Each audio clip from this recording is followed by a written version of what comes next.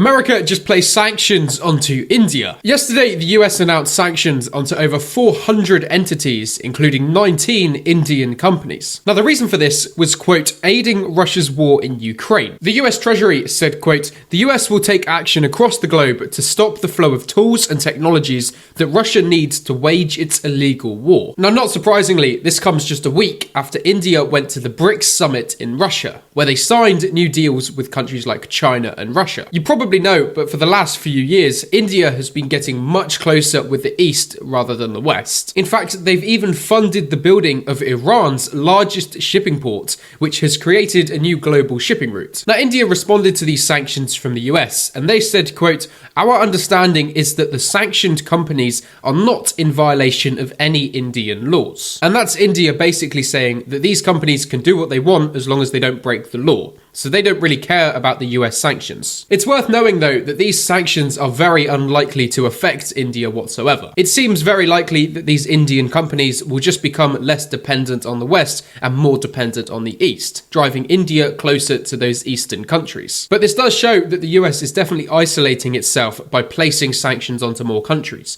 especially as India is such an important ally to have. But regardless, the US has placed sanctions onto over 400 entities in India, along with 19 Indian companies. But you can leave me a follow for some more global news like this.